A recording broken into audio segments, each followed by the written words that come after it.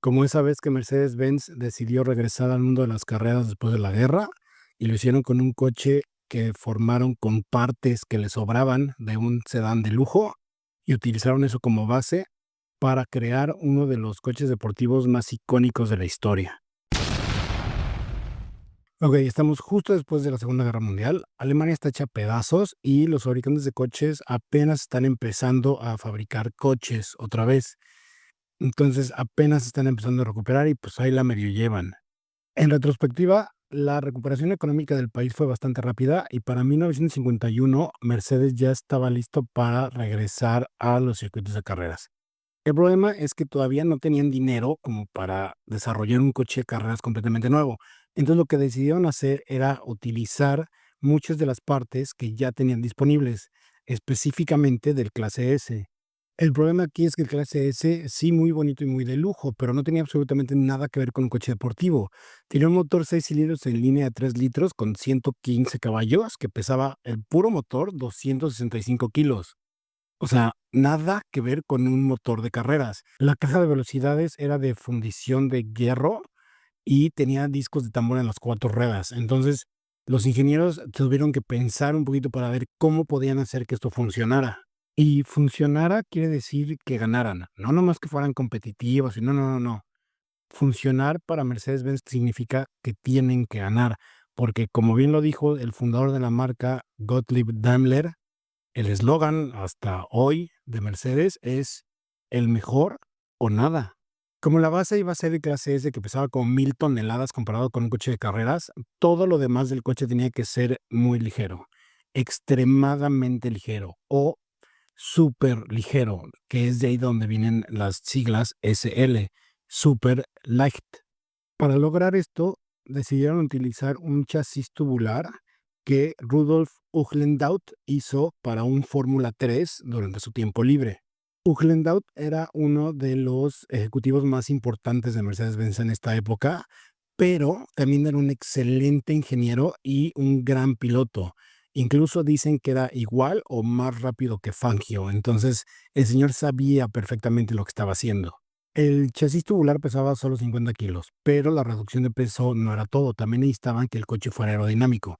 Entonces, inclinaron el motor 50 grados para que el cofre tuviera un perfil más bajo y crearon una cabina copiando a los coches de carreras de Porsche de la época.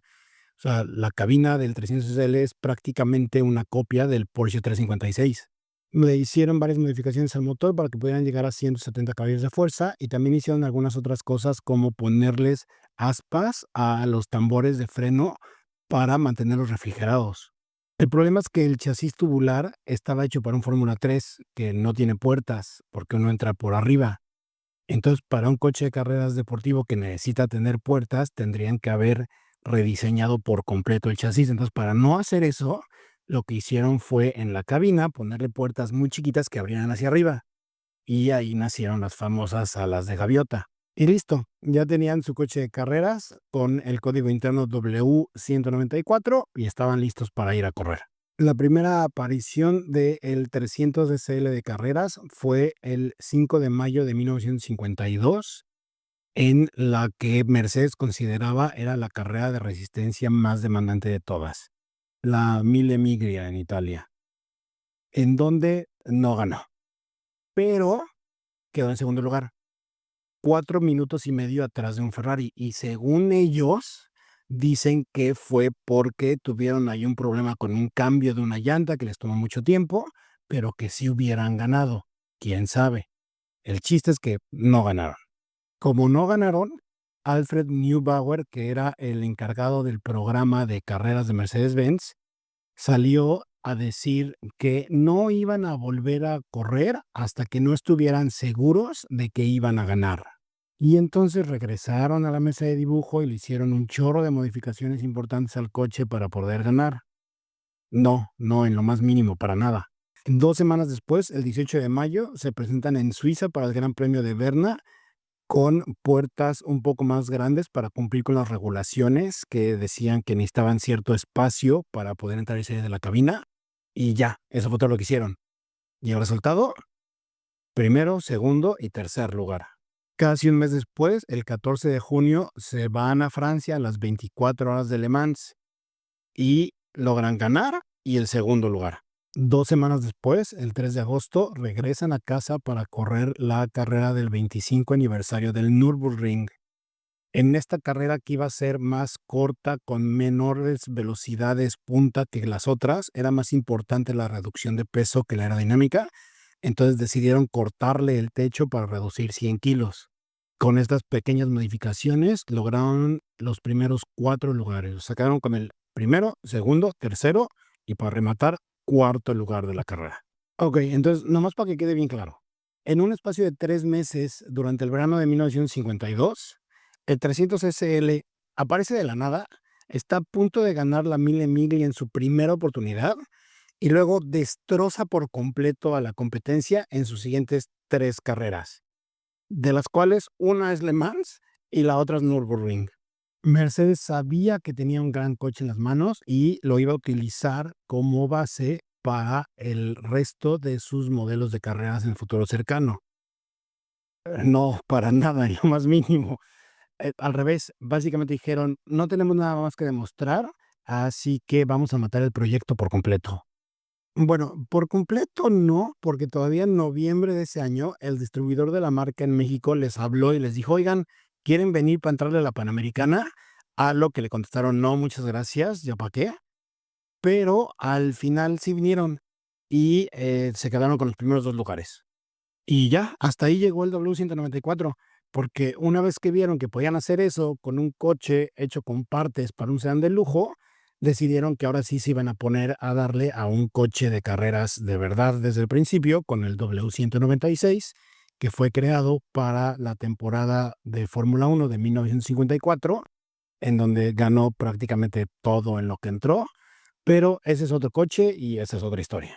Después de que ya habían matado el proyecto del W194 por completo, en 1953, Max Hoffmann, que era un judío austriaco que escapó de la guerra a Estados Unidos, era el distribuidor de Mercedes-Benz en ese país. Entonces trató de convencer a los directivos de la marca para que crearan un coche de calle, un coche de producción basándose en el W194, diciendo que sería una buena estrategia publicitaria para la marca, sobre todo en el Estados Unidos de la posguerra. Afortunadamente le hicieron caso, pero sí le dijeron que iban a tener que vender al menos 1000 unidades para poder compensar el gasto del desarrollo de convertir al W194 en un coche de calle. A lo que Hoffman contestó algo parecido a: "Sí, sí, güey, tú no te preocupes, ustedes háganlo y van a ver que se va a vender".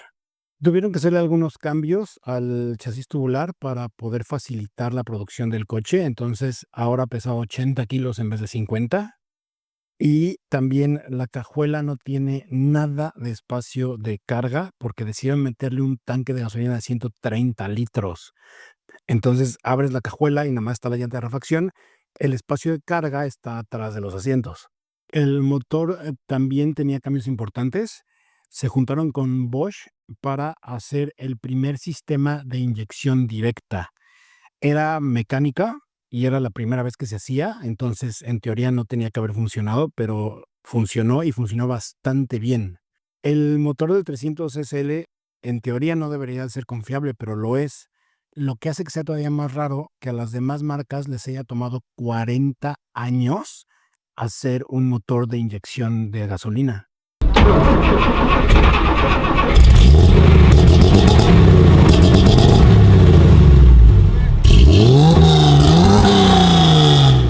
Las revoluciones por minuto máximas a las que gira el motor son 6400, pero el punto exacto está a las 6000 revoluciones por minuto, en donde, según la marca, si le sigues tú dando gasolina y aceite al motor, puede entregarte la máxima potencia por tiempo indefinido. Eso en alemán significa por el resto de la eternidad. Al final quedó con 220 caballos de fuerza y se convirtió en el primer coche de producción en poder sobrepasar los 250 kilómetros por hora. No sé ustedes, pero más de 250 kilómetros por hora, inyección directa de gasolina en la década de los 50, El 300 SL suena mucho a ser el primer superdeportivo de la historia. Sí, yo sé, mucha gente dice que fue el Lamborghini Miura. Les dejo el video que hice abajo en los comentarios. Pero a mí esto me huele a que más bien es el 300 SL. El pequeñísimo problema que tenía el 300 SL es que era un coche que mordía, y mordía feo. El coche era famoso por sobrevirar de manera violenta y abrupta. Ok, pequeño paréntesis, para los que no sepan qué es sobrevirar, hay dos términos de cómo se comporta un coche, principalmente son subviraje y sobreviraje. Sobreviraje es cuando entras a una curva y las llantas de atrás no tienen suficiente tracción, entonces el coche sobrevira, o sea, vira de más, o sea, se va de nalgas y acabas contra un poste. Subviraje es cuando las llantas de adelante, cuando estás dando la vuelta, pierden tracción y entonces no viran lo suficiente, no dan vuelta, entonces subviran y entonces se va de hocico y acabas contra un árbol. Entonces, sobreviraje se va de nalgas, subviraje se va de hocico. ¿Ok? Bien. Esto se traduce en que si no sabías lo que estabas haciendo, ibas a acabar estampado contra un árbol. Y el coche estaba hecho así a propósito. La postura oficial de Mercedes era que era más fácil controlar un coche que se fuera de nalgas a uno que se fuera de hocico. El problema es que la retroalimentación que recibían de eso venía por parte de los pilotos de carreras, porque al fin del día era un coche de carreras. A partir de 1957, el 300 SL se empieza a vender únicamente como convertible. Para esta versión se hacen varios cambios a el chasis tubular, sobre todo porque al quitar el techo hay que compensar la rigidez en otros lados y también pues como ya le iban a mover decidieron, bueno, pues ya vamos a hacerlo de una manera en la que tenga puertas normales y entonces la versión convertible pues como no tiene techo ya tiene puertas normales, también como ya tiene puertas normales ya le puedes bajar el vidrio porque en el 300 SL a las de gaviota no le podías bajar las ventanas porque no tiene a dónde, las podías quitar por completo, pero no las podías bajar porque ya les dije que era un coche de carreras. También se le modificó la suspensión para que fuera un poquito más amigable, ¿no? O sea, que no intentara matarte cada vez que entraras a una curva rápido. Incluso ya en los últimos años de producción, el coche tenía frenos de disco en las 4 ruedas. Definitivamente el 300 SL convertible es mejor coche y se maneja mejor que el coupé.